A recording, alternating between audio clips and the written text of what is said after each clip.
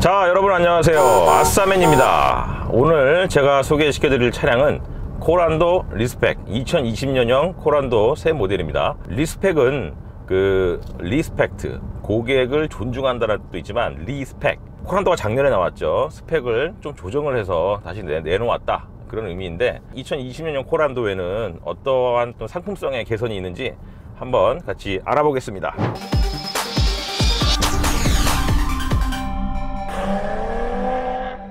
자, 스펙을 조정했다 말씀을 드렸는데요. 이번 하여튼 리스펙에서의 주요 특징은 이제 커넥티드카 서비스가 이제 추가가 됐다. 그래서 커넥티드카라는 거는 휴대전화와 차가 인터넷으로 연결되어 있는 상태고, 일단은 차가 자기가 쓰는 인터넷 환경하고 연결이 되면 그 뒤부터는 차 바깥에 있을 때 차를 조정할 수 있고, 차 안에서 또 집에 있는 뭐 예를 들어서 전자제품이라든지 이런 것들을 조정할 수 있게끔 서로 연동되어 있다고 합니다. 쌍용의 커넥티드카 브랜드가 인포콘이라고 하는 건데, 이 인포콘 기능이 탑재되어 있는 것이 이번 코란도 리스펙의 가장 큰 특징이라고 합니다. 인포콘 기능 중에서 몇 가지를 이제 맛보여 드릴 텐데요. 내 음성을 통해서 내비게이션이라든지 이런 것들을 조정하는 기능들이 상당히 좀 나아진 것 같습니다. 내비 틀어줘. 요청하신 기능을 실행합니다. 파주에 있는 애견 동반 식당으로 가자. 몇 번째 장소로 갈까요? 첫 번째. 자, 이렇게 이 상태에서 카운트를 하고요. 안내가 시작됩니다. 안내를 시작합니다. 자, 이 인포콘 기능의 뭐 일부라고 할 수 있는 이 내비게이션 같은 경우에 문장 단위로 인식하는 그 능력이 뭐 사용하기에 괜찮은 것 같습니다.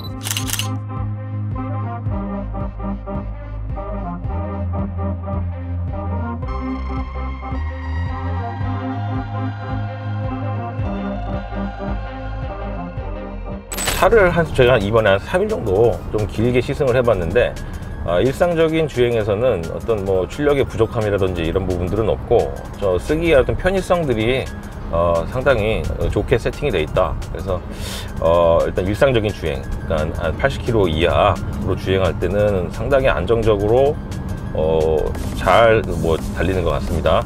그리고 이제 그 차의 어떤 그런 세팅도 이게 본격적인 어떤 SUV라기보다는 스포티함이라든지 과격함, 오프로드 이런 부분이 아니라 일상생활 속에서 그런 어떤 편의성, 실용성 이런 데 초점을 맞추고 있는 주행 질감이었습니다.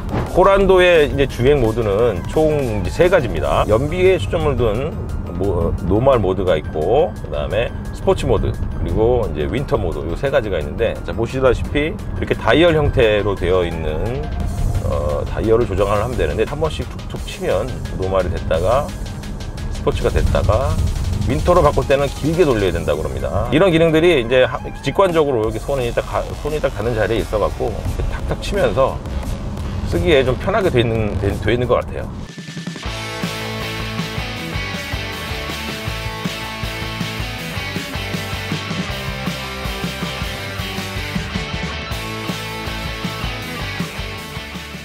코란도의 파워트레인에 대해서 좀 설명을 드리자면은 1.5리터 터보 엔진, 가솔린 터보 엔진으로 되어 있고요.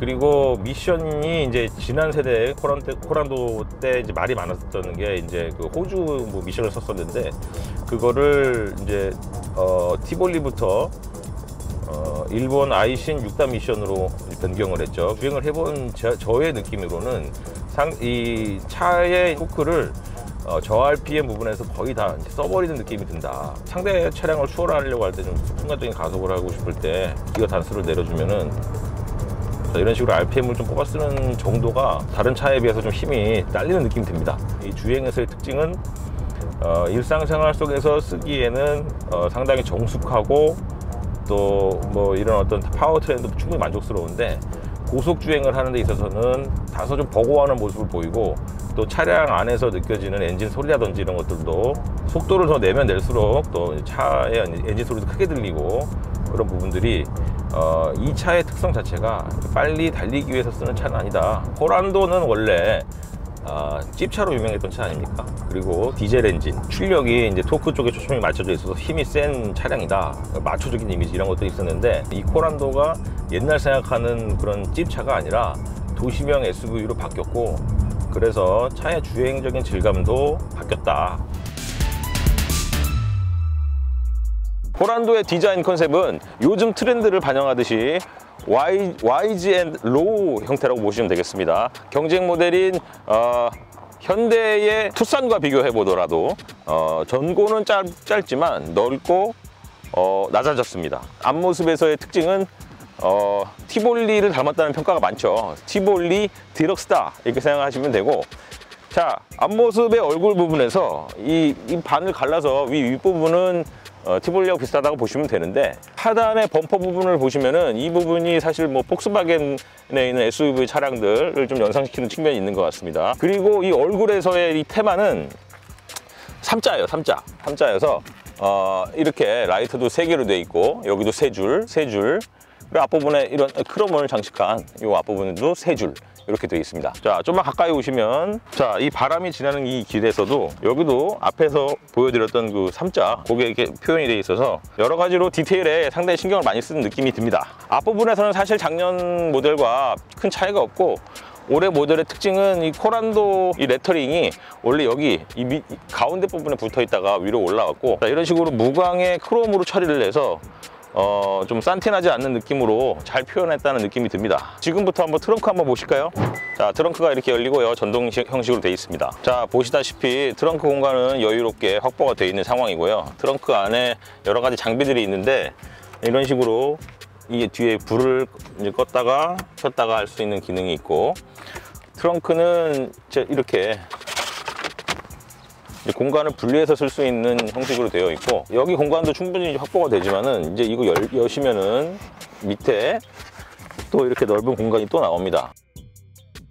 뒷좌석은 폴딩 형태로 되어 있어서요, 충분히 당긴 다음에 밀어주면은, 자, 이런 식으로 트렁크도 더 넓게 쓸 수 있는 그런 구조로 구성이 되어 있습니다.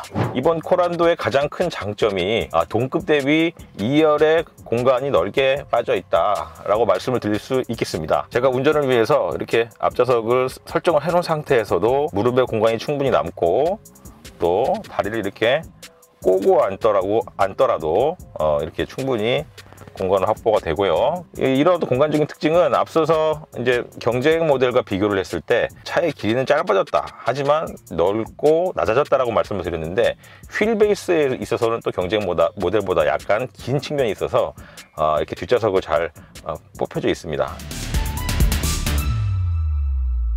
자, 지금부터 차의 내부를 한번 보시죠. 이 운전석 좌측부터 쭉 대시보드까지 연결되어 있는 이 수평으로 된 라인들, 이게 이제 좀 공간을 넓어 보이게 하는 효과를 느껴지게 하고요. 이런 것들은 차의 외관을 설명을 드릴 때 이제 전반적인 디자인의 컨셉트가 와이드 앤 로우다, 그래서 좀 낮으면서 넓은 효과, 바깥에도 이제 이런 수평적인 모티프들이 많이 쓰였다면은 내부도 그런 어떤 그 통일감을 주는 느낌이 듭니다. 처음에 들어왔을 때 이제 차의 어떤 받는 인상에서 상당히 내부를 좀 깔끔하게 표현하려고 노력을 했다. 그래서 그런 것들은 이제 이런 하이그로시들을 적극적으로 많이 사용하는 데서 드러납니다. 그래서 기아 노브라든지 에어컨 조정하는 이런 부분이나 보조석 앞부분, 이런 부분들에 하이그로시들을 많이 넣습니다. 그래서 검정색으로 주로 안정적이면서 깔끔한 모던한 톤을 주기 위해서 노력을 했다. 자, 그리고 쌍용차가 정말 좋아졌다고 할 수 있는 부분이, 이걸 블레이저 콕핏이라고 표현을 하더라고요. 그래서 그 LCD 계기판을 이렇게 계기판을 LCD로 채택을 했다. 이 부분들이 상당히 보기 편하게 되어 있습니다. 이 RPM을 표현하는 부분이나 속도 게이지, 이런 것들이 직관적으로 눈에 들어오게 되어 있고, 내비게이션 기능이 이렇게 계기판에 들어오는 점들, 이런 것들이 상당히 많이 개선되고 신경을 많이 쓴 쌍용이 그런 부분들이라고 보입니다.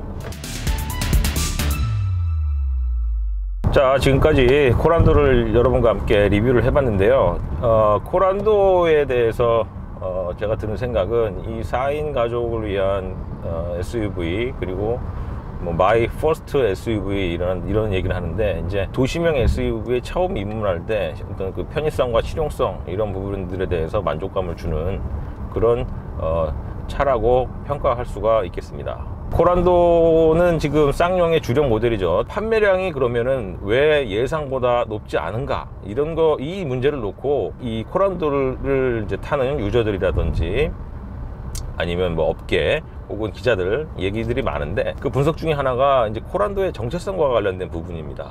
코란도 하면은 원래 찝차로 유명했고 힘이 센 차량이었죠. 그런데 이렇게 좀 도시명 SUV로 바뀌고 상당히 부드러워졌습니다. 심지어 뷰티풀 코란도라고 했었죠. 이런 뷰티풀과 코란도의 조합이라는 것이 이제 좀 이질감을 줬던 것 같습니다. 코란도의 원래 매니아들은 이제 힘이 센 이제 지프 내지는 뭐 오프로드에 특화되어 있는 차량들을 이제 원했던 소비자들이 있는 반면에, 쌍용이 지향했던 거는 보편성을 주고 싶었던 것 같아요. 차 자체는 상당히 외관도 예쁘고 또 주행 성능도 준수하고 일상생활에서 이런 점은 있지만, 코란도만의 개성, 이런 것들이 좀 아쉽다, 이런 평가가 있기 때문에 그런 점들이 이제 쌍용의 어떤 고심이라고 생각이 듭니다. 코란도라는 말 자체도 코리아 캔두, 한국이 할 수 있다, 이런 어떤 자긍심이 담겨 있는 코란도인데, 이 코란도의 이미지가 과연 힘센 코란도냐, 뷰티풀 코란도냐, 여기에 대한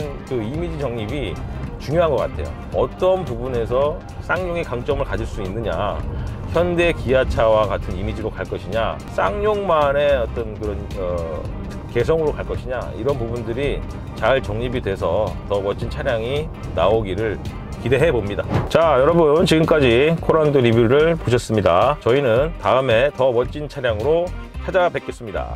아싸맨!